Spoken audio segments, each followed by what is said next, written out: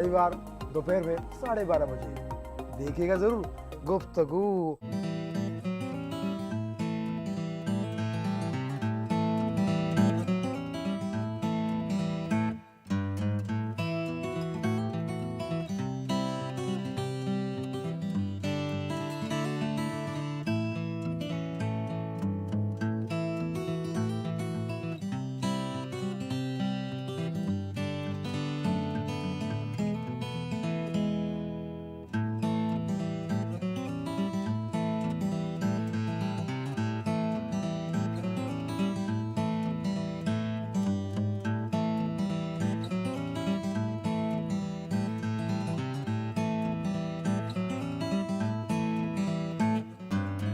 नाजरीन आदाब।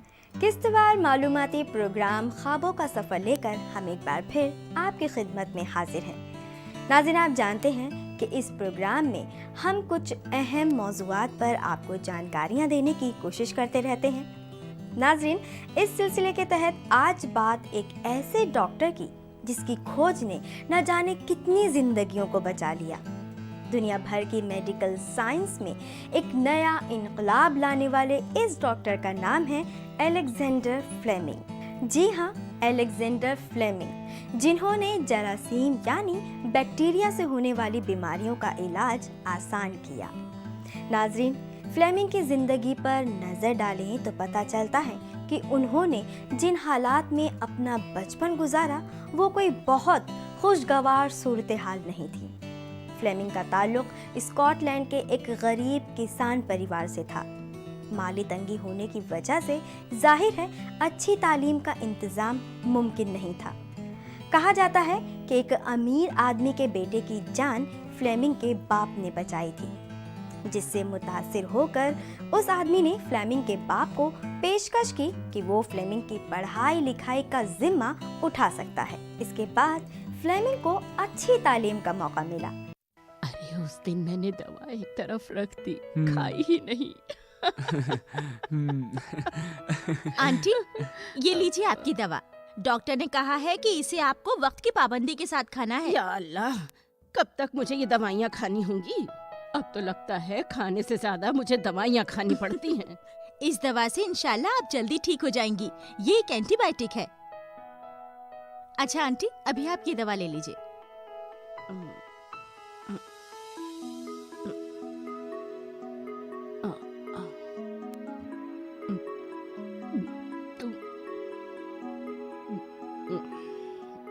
अच्छा अप्पी, ये एंटीबायोटिक क्या होती है? देखो रिहान, अभी मुझे अपने कमरे में जाना है और पढ़ाई करनी है। अभी के लिए तुम इतना समझ लो कि ये एक बैक्टीरिया किलर है। बाकी मैं तुम्हें बाद में बताऊंगी, ठीक है? Good night.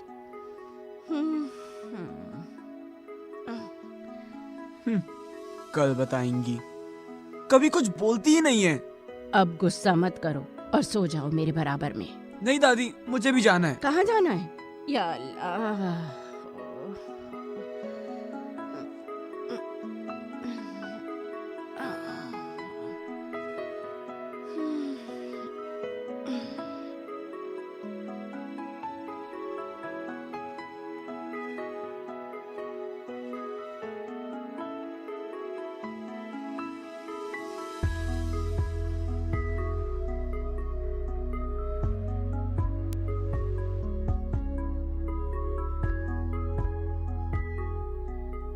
हेलो मैम, ये रात को फोन करने के लिए माफी चाहता हूँ। वो दरअसल मुझे पेनिसिलिन के बारे में जानना था।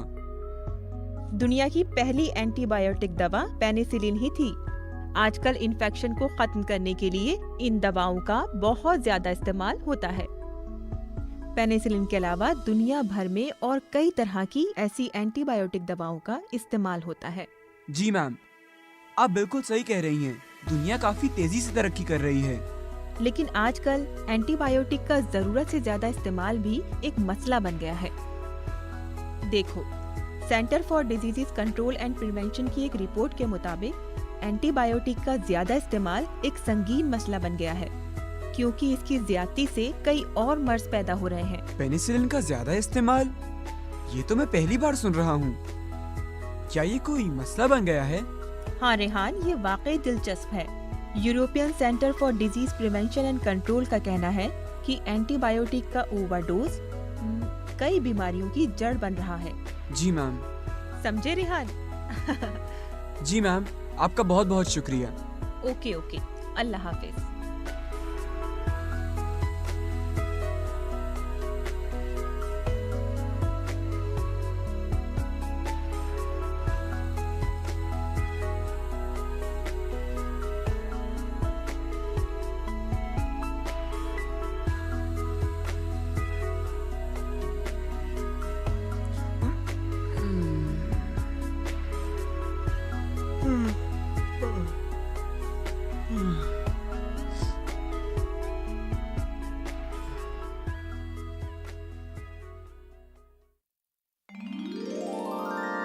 आइए।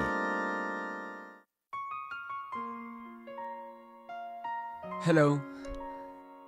आपका नाम? जी रेहान। गुड। कहिए आपकी क्या खिदमत की जाए? जी कुछ नहीं। ओहो, मतलब आप सेहतमंद हैं। आप स्कूल में पढ़ते हैं? जी मैं 8वीं कक्षा में पढ़ता हूँ। तो आप डॉक्टर हैं, राइट? हाँ भाई, मेरे लिबास से नहीं लग रहा क्या? नहीं नहीं, बिल्कुल लग रहे हैं, लेकिन मेरी खाला कहती है कि हर चीज को कंफर्म कर लेना चाहिए। अच्छा, और क्या क्या कहती हैं आपकी खाला? कहने के लिए तो बहुत कुछ कहती हैं, साथ साथ ये भी कहती हैं कि एंटीबायोटिक खाने से मरीज जल्दी ठीक हो जाता है।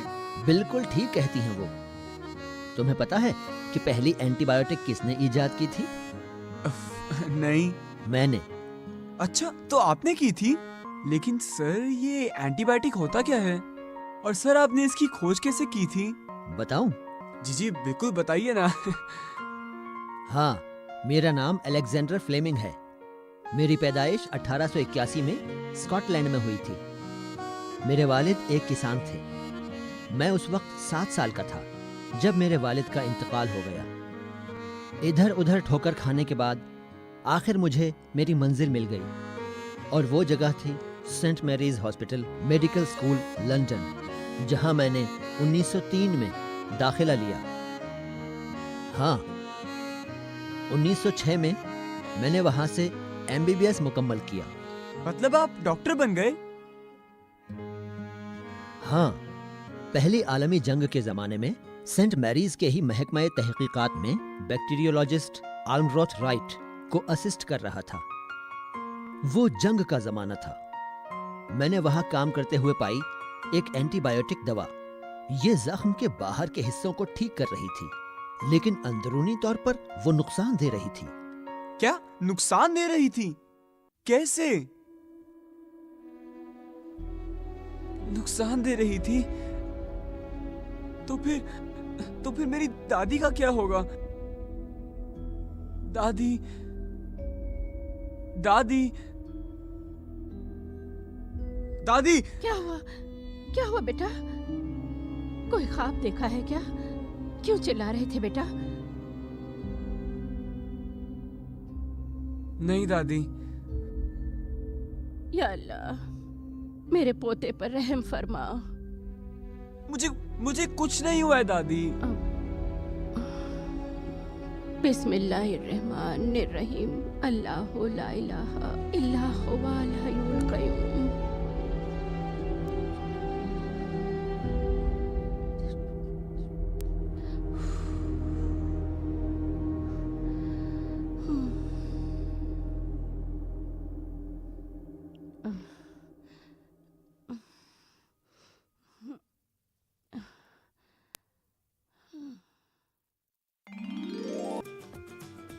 क्या नुकसान दे रही थी? कैसे? हमारे जिस्म की बीमारियों से लड़ने की सलाहियत को, उस सलाहियत को तेजी से खत्म कर रही थी।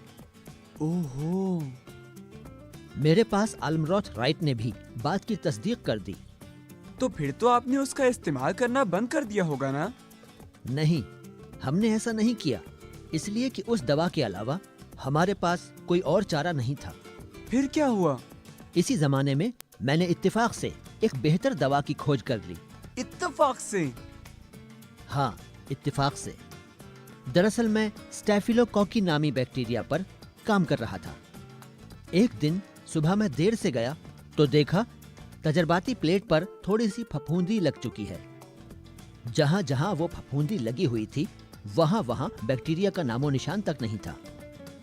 मैंने उस फफूंदी पर काम किया तो पता चला कि उससे बैक्टीरिया पूरी तरह से मारे जा सकते हैं। ये एक बेहतरीन दवा की खोज थी। शुरुआत में मैंने उसको मोल्ड जूस का नाम दिया, जो बाद में पेनिसिलिन हो गया। यही दुनिया की पहली एंटीबायोटिक थी, मतलब बैक्टीरिया खत्म करने वाली दवा। वाह सर, कांग्रेट्स, आपने तो खोज कर डाली। शुक्रिया। अब तुम पूछोगे कि इस दवा से क्या फायदा होगा, तो सुनो। इस दवा ने स्कारलेट फीवर, निमोनिया, मेनिंजाइटिस और डिप्थीरिया में बहुत कारीगरी दिखाई। ओहो, तो आप तो रातों रात हीरो बन गए होंगे। शुरुआत में मेडिकल में इसकी तरफ कम तवज्जो दी गई। इसकी वजह थी कि एक तो इस फफूंदी को उगाना खर्चीला था, दूसरा उसमें से बैक्टीरिया के राल को अलग निकालना मुश्किल काम था। एक गड़बड़ ये थी कि ये दवा बहुत कम वक्त के लिए ही मरीज के जिस्म के अंदर रहती थी और जल्दी ही पेशाब के साथ बाहर निकल जाती थी। मैंने इस पर काम किया लेकिन बहुत ज्यादा कामयाब नहीं हुआ। तो फिर दवा मशहूर कैसे हुई? इसके लिए मैंने अंशु चिन और उसकी टीम को शुक्रिया कहा। उन्होंने 1940 के आसपास उसका इलाज खोजा और उसकी पैदावार मुमकिन बनाई। 1945 में मुझे मेडिसिन का नोबेल इनाम मिला। बाद में बहुत सारी और एंटीबायोटिक्स खोजी गईं, जिनसे लाखों लोगों की जानें अब तक बचती आ रही हैं। You are really great sir. मुझे आपका नोबेल इनाम का मेडल देखना है, प्लीज। शुक्रिया। वो मेडल सिर्फ मेरा नहीं था, मुझे 2 और लोगों के साथ वो इनाम मिला था। और वैसे भी वो मेडल आजकल नेशनल म्यूजियम स्कॉटलैंड में महफूज है। मैं अगर उस म्यूजियम में जाऊंगा तो मैं आपका मेडल जरूर देखूंगा सर। जरूर। और तुम हो सके तो फ्लेमिंग म्यूजियम भी जाना। लंदन के सेंट मैरीज में जहां मैंने पेनिसिलिन खोजा था, वही अब फ्लेमिंग म्यूजियम है। जरूर जाऊंगा सर, पक्का। अच्छा, अब मेरे मरीजों के आने का वक्त हो गया। चलिए, आपसे मिलकर बहुत अच्छा लगा रेहान। सेम हियर सर, मुझे आपसे मिलके बहुत अच्छा लगा। मुझे सीखने को और खुद को जानने को मिला। Nice meeting you sir. Thank you sir. चलता हूँ। लंदन के सेंट मैरी मेडिकल स्कूल से डॉक्टरी की तालीम मुकम्मल करने वाले फ्लेमिंग ने शोहरत की बुलंदियों को छुआ। फ्लेमिंग ने पेनिसिलिन की खोज की, जिसने इलाज मुआवजे की दुनिया में एक इनकलाब ला दिया। फ्लेमिंग की इस खोज से दुनिया में न जाने कितनी जिंदगियों को बचाया जा सकता है। आज तक उनकी खोज इंसानी जानें बचाने के काम आ रही है। नाजरीन, फ्लेमिंग ने जरासीम से होने वाले अमराज के इलाज के लिए दवा की खोज में काफ़ी रिसर्च की। वो दरअसल एक ऐसी दवा खोजना चाहते थे जो जरासीम तो मार दे, लेकिन इंसानी जिस्म पर उसके मज़ीद असरात ना हो। नाज़रीन, अपनी इस तहकीक के दौरान इत्तफाक से फ्लेमिंग को एक ऐसे कुदरती मादे का पता चला जो जरासीम को मार सकता था। इसी में आगे की खोजबीन करके जो चीज़ ईजाद हुई, उसे फ्लेमिंग ने पेनिसिलिन का नाम दिया।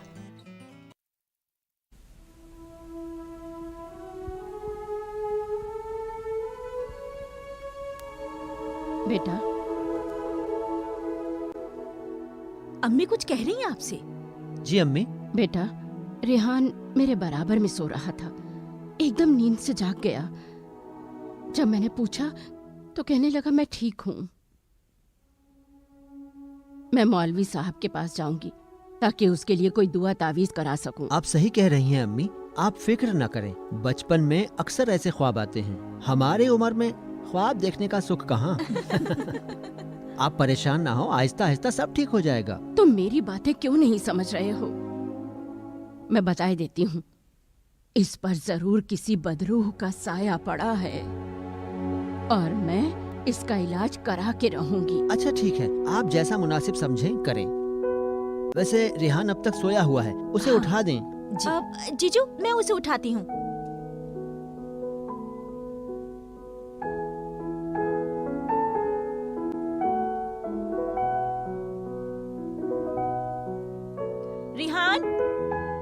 रिहान, रिहान उठो, तुम्हें स्कूल नहीं जाना क्या?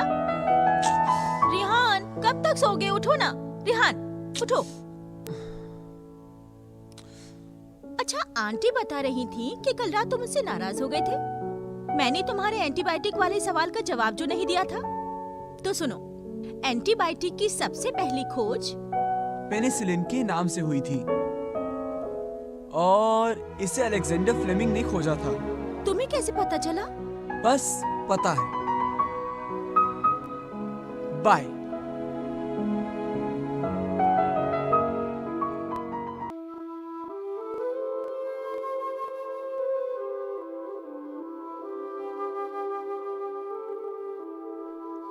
अरे यार रेहान, ये तुम क्या पढ़ रहे हो? और ये किताब इतनी मोटी क्यों है?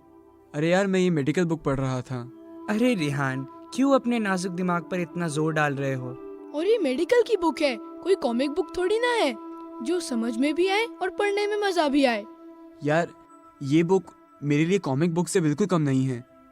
मुझे मेडिकल साइंस पढ़ना बहुत अच्छा लगता है। देख हरमान, अब जनाब को अचानक मेडिकल साइंस में दिलचस्पी हो गई है। सही कहा सोहेल। अरे रिहान मियाँ, अब बता भी दो, इस नए शौक का राज क्या है? ओफो, तुम लोगों को मजाक के अलावा कुछ और नहीं सूझता है? मैं बता रहा हूँ ना, फ्लेमिंग अंकल मेरे ख्याल में आए थे और मैंने उनसे ढेर सारी बातें की। एक मिनट, अब ये फ्लेमिंग अंकल कौन है? मुझे तो पता ही नहीं था कि तुम्हारा कोई अंकल अमेरिका में रहता है। रिहान बड़ा छुपा रुस्तम है, शायद अमेरिका में पढ़ने का इरादा है। मुझे भी कुछ बोलने दोगे या फिर आपस में ही बातें करते रहोगे? अच्छा ये बताओ, फ्लेमिंग अंकल कौन है?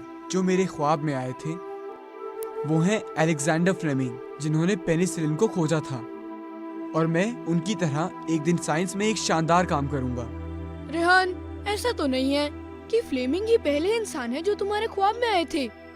इससे पहले भी बहुत सारे लोग तुम्हारे ख्वाब में आ चुके हैं ना? हाँ, तुम अपनी मंजिल हर एक ख्वाब के बाद बदल देते हो। तुम कभी इन्वेंटर तो कभी बड़ा अफसर। भला एक इंसान एक ही वक्त में इतने सारे काम कैसे कर सकता है? हाँ ठीक है, उड़ा लो मेरा मजाक, पर मैं बता देता हूँ, मेरी इल्म मेडिकल साइंस में बेहतर होती जा रही है और फ्लेमिंग अंकल को भी लगता है कि मुझ में वो हुनर है जो एक बड़े डॉक्टर में होना चाहिए। भला तुम्हें मेडिकल साइंस के बारे में इतनी मालूमात कैसे हो सकती है? तुम तो 8वीं क्लास के लड़के हो। अपनी पढ़ाई और इतने सारे होमवर्क से फुर्सत मिलती भी है तुम्हें? रेहान होमवर्क करता ही कहाँ है? ज्यादातर वक्त तो क्लासरूम के बाहर ही रहता है और होमवर्क ना करने की वजह से उससे पनिशमेंट भी मिलती है। हाँ, मैं मानता हूँ कि कभी कभार होमवर्क छूट जाता है, लेकिन मेरे मार्क्स कभी कम नहीं आते क्योंकि मैं क्लासरूम की तालीम के अलावा बाहर की तालीम लेने में भी मसरूफ रहता हूँ। ये तो तुमने सही कहा रेहान, आखिरी इम्तिहान में तुम्हारे ग्रेड्स बड़े अच्छे आते हैं। तो जनाब टॉप क्यों नहीं करते? इतने ही जीनियस है तो हमेशा क्लास में सेकंड या थर्ड ही क्यों आते हैं? और कभी कभी तो उससे भी नीचे। वो इसलिए क्योंकि मैं किताब को फॉलो ही नहीं करता और मेरे आंसर्स बाकी बच्चों से बेहतर होते हैं, पर मुझे मार्क्स कम दिए जाते हैं और उन्हीं बच्चों को ज्यादा मार्क्स दिए जाते हैं जो तोते की तरह किताब को याद करके आंसर्स लिखते हैं, और इसलिए मैं कभी फर्स्ट नहीं आ पाता। क्या तुम्हें कभी अफसोस होता है फर्स्ट ना आने पर? बिल्कुल नहीं, क्योंकि मुझे पता है कि मैं उन बच्चों से बढ़कर जानता हूँ और नई और दिलचस्प तालीम देने के लिए हमेशा तैयार रहता हूँ। तो तुम कह रहे थे कि तुम्हारी मेडिकल साइंस के बारे में जानकारियाँ बढ़ रही हैं, तो बताओ तुम्हें क्या पता है? तो सुनो मेडिकल साइंस की तारीख के बारे में। 19वीं सदी में अगर तुम किसी भी तरह बीमार पड़ गए तो डॉक्टर सिर्फ तुम्हें दिलासा दे सकते थे जब तक तुम अपनी बीमारी से खुद जंग न जीत जाओ या हार न जाओ। रेहान, उस वक्त बीमारी से हारने का मतलब क्या होता था? हारने का मतलब ज्यादातर मौत होता था। तो क्या उन दिनों डॉक्टर्स के पास बीमारियों से निपटने के लिए दवाइयाँ नहीं होती थी? नहीं, अगर कुछ होता था तो सिर्फ एक काला बैग जिसमें दर्द को राहत पहुंचाने के लिए एस्पिरिन या मॉर्फिन, मलेरिया के लिए क्विनाइन, दिल के दौरे के लिए डिजिटालिस और स्मॉल पॉक्स के लिए वैक्सीन। बस इतना ही कर पाते थे क्या वो लोग? मेरे ख्याल से तो हम लोग बहुत सारी बीमारियों का शिकार बन सकते थे। और क्या इतनी कम दवाइयों से हमारा काम चल पाता? तब हालात बिल्कुल काबू में नहीं थे, लेकिन वही काला बैग वक्त के साथ साथ बेहतर होता गया और आज देखो हमारे पास लगभग सभी बीमारियों के इलाज हैं। आजकल डॉक्टर्स के पास बहुत सारे वैक्सीन्स, ड्रग्स और डायग्नोस्टिक्स औजार हैं जो कि 19वीं सदी में बिल्कुल पॉसिबल नहीं था, और जमानों से मरीजों की परेशानियों के हल धीरे धीरे निकलते चले आ रहे हैं। ये तो तुमने सही कहा। वैसे भी हमने मेडिकल साइंस में बहुत तरक्की कर ली है और ये सब उन डॉक्टर्स की मेहनत का नतीजा है जिन्होंने हमारी भलाई के लिए अपनी जिंदगी गुजार दी। माशाल्लाह अरमान, ये कही ना तुमने कुछ पता की बात। अरे हाँ, मुझे तो ताजुब होता है कि हमारा अरमान भी समझदारी की बातें कर सकता है। हाँ अरमान, तुमने बिल्कुल सही कहा। ऐसे मेहनती इंसान थे अलेक्जेंडर फ्लेमिंग, जिन्होंने पेनिसिलिन जैसी ऊंची दर्जे की दवाई बनाई, जो कि हम सबके लिए फायदेमंद साबित हुई। क्योंकि तुमको पता है कि हम सबकी बीमारियों का कारण है बैक्टीरिया, और पेनिसिलिन और एंटीबायोटिक ही इन बीमारियों को खत्म कर सकते हैं। अरे वाह रेहान, तुम्हें तो एंटीबायोटिक्स के बारे में काफी मालूमात है। कहाँ से मिलती है तुम्हें ये जानकारी? यार, फ्लेमिंग अंकल और सानिया मैम दोनों ने मेरी बेहद मदद की है इन एंटीबायोटिक्स को समझने में। कैसे पेनिसिलिन और उसकी तरह अलग अलग एंटीबैक्टीरियल दवाइयाँ बैक्टीरिया की ग्रोथ को बिल्कुल रोक देती हैं। रेहान, तुम बहुत खुशकिस्मत हो जो तुम्हें इतनी अच्छी टीचर मिली है। हाँ यार, हमारे टीचर्स तो हमारे सवालों के जवाब ठीक से देते ही नहीं है। सही कहा यार, बाकी की टीचर सानिया मैम की तरह बिल्कुल नहीं है। सवाल जवाब तो सिर्फ क्लासरूम तक ही सिमट के रह जाते हैं, लेकिन सानिया मैम एक ऐसी टीचर हैं जो तुम्हारे सवालों के जवाब कभी भी और कहीं भी दे सकती हैं। सिर्फ तुम्हारे पास नई नई तालीम हासिल करने का जज्बा होना चाहिए। रेहान, मैंने सुना है कि सानिया मैम ट्यूशन क्लास भी लेती हैं। बिल्कुल लेती हैं। अगर तुम्हें किसी भी मजमून को समझने में दिक्कत हो रही हो तो मैम तुम्हारी बहुत मदद कर सकती हैं। मैम का पढ़ाने का तरीका बिल्कुल अलग है। कैसे एक मुश्किल मजमून को आसान बनाते हैं, ये तो कोई हमारी सानिया मैम से सीखे। अगर सानिया मैम की तारीफें खत्म हो गई हो तो हम आगे बढ़े। हाँ, तो ख्वाब में फ्लेमिंग अंकल कह रहे थे कि एंटीबायोटिक से पहले बैक्टीरिया से लड़ने के तरीके कुछ भरोसेमंद नहीं थे। अब पहले वर्ल्ड वॉर में जो दवा जख्मी सिपाहियों को दी जाती थी वो बाहरी तौर पे ठीक कर रही थी, पर अंदरूनी तौर पे उन्हें बेहद नुकसान कर रही थी। लेकिन फ्लेमिंग अंकल ने एक ऐसी एंटीबायोटिक बनाई जो कि मरीजों को बिना तकलीफ या नुकसान दिए हुए बैक्टीरिया को खत्म करने में कामयाब साबित हुई। क्या हुआ सुहेल, तुम इतने परेशान क्यों दिखाई दे रहे हो? अरे यार, मेरे दादाजी बहुत बीमार हैं। कल ही डॉक्टर के पास गए थे। मुझे तो डर लग रहा है दादाजी को कुछ हो ना जाए। फिक्र मत कर यार, तेरे दादाजी बिल्कुल ठीक हो जाएंगे। ठीक कहा, क्योंकि आजकल सारी बीमारियों के इलाज हैं डॉक्टर्स के पास। वैसे तुम्हारे दादाजी को हुआ क्या है? पता नहीं, मैं बहुत डरा हुआ था, इसलिए जानने की कोशिश भी नहीं की कि उनको क्या हुआ है। देख सोहेल, बीमारी एक ऐसी चीज है जो कभी ना कभी हर किसी को होती है, और ये तो ऊपर वाले की मर्जी है। तू इतना बुज़दिल मत बन, थोड़ा हौसला रख। क्यों रेहान? यार अरमान, तू भी कुछ कम नहीं। ये वैसे ही डरा हुआ है और उससे मत डरा। ओहो, तो अब डॉक्टर रेहान बताएंगे कि तुम्हारे दादाजी को क्या हुआ है। तो डॉक्टर साहब, आप फीस कितनी लेंगे? यार, यहाँ पे दादाजी की बात चल रही है, मेहरबानी करके मजाक मत कर। सोहेल, मुझे पता है तुम पे क्या बीत रही है। मेरी दादी की भी तबीयत बहुत खराब हो गई थी और मैं बहुत डर गया था जब मुझे ये पता चला कि एंटीबायोटिक दवा मरीजों को बहुत नुकसान दे रही थी। तो तुम ये याद करने की कोशिश करो कि इस बीमारी में उनमें क्या क्या बदलाव आए हैं। यार, मेरे दादाजी बेहद कमजोर हो गए हैं। वो बहुत उल्टी भी करते हैं और उनके स्किन में सूजन भी होने लगी है। अच्छा, तो फिर डॉक्टर तुम्हारे दादाजी को 3 तरह के ब्लड टेस्ट करवाएंगे। कौन कौन से ब्लड टेस्ट रेहान? पहले ब्लड टेस्ट को BUN या ब्लड यूरिया नाइट्रोजन कहते हैं, दूसरे को क्रेटिनिन और तीसरे को कंप्लीट ब्लड टेस्ट कहा जाता है। यार भला तुम्हें ये सब कैसे मालूम हो सकता हाँ है? रेहान, तुम्हें कैसे पता है? तुम दोनों को तो ये पता ही है कि अपी मेडिकल की पढ़ाई कर रही हैं और वो और उनके दोस्त अलग अलग मरीजों की तकलीफों के बारे में बातें करते रहते हैं। मैं वो सब मन लगा के सुनता हूँ और याद भी रखता हूँ। फ्लेमिंग अंकल को मेरे हुनर के बारे में पता है। अच्छा ठीक है, मैं मान जाता हूँ कि तुम्हें थोड़ा बहुत मेडिकल साइंस के बारे में पता है, लेकिन मैं ये नहीं मानता कि अलेक्जेंडर फ्लेमिंग ने तुम्हारे ख्वाब में आके तुमसे बातें की। तुम मानो या ना मानो अरमान, लेकिन यही सच है कि फ्लेमिंग अंकल मेरे ख्वाब में आए थे और सुहेल के दादाजी को क्रिटिनिन हाई होने की वजह से ये सब हो रहा है। रेहान, क्या मेरे दादाजी ठीक हो जाएंगे? भरोसा रखो सुहेल, तुम्हारे दादाजी किडनी पेशेंट हैं और आजकल तो दवाई खाने से ही सब कुछ ठीक हो जाता है। और अगर उन्होंने किडनी ट्रांसप्लांट किया तो फिक्र मत करो, क्योंकि आजकल किडनी ट्रांसप्लांट करना भी बहुत सेफ होता है। रेहान, तुम्हारी बात सुन के मुझे बहुत राहत मिली है। अरे यार, दोस्त के लिए तो जान भी कुर्बान है। चल यार सोहेल, अब हम चलते हैं। रेहान, आज शाम को हम पार्क में मिलते हैं। चल ठीक है, सोहेल। चल। खुदा खुदा रेहान। हाफिज।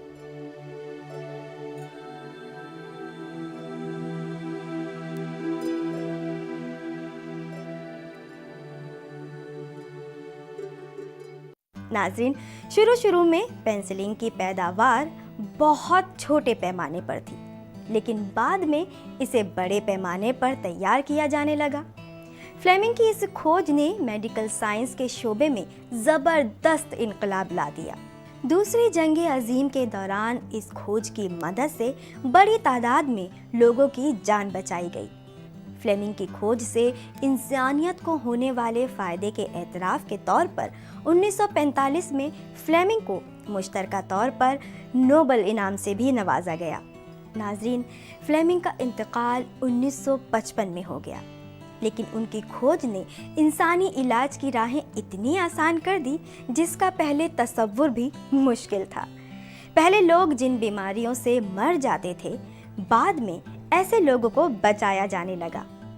पेंसिलिन की इजाज़ से पहले दुनिया भर में बैक्टीरिया इन्फेक्शन का इलाज नामुमकिन था, जो इस इजाद के बाद मुमकिन बन गया।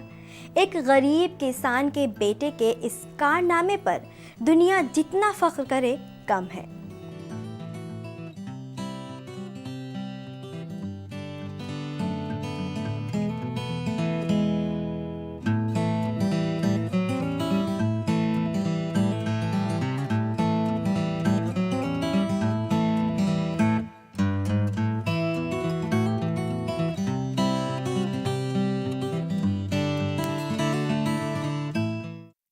प्रोफाइल्स देखो फिर मिलो, टू मच टेंशन। शादी लाइव, एक नया रेवोल्यूशन। 1 घंटे में 10 मुलाकातें अब शादी.com पर होंगी जरूरी बातें। Download now.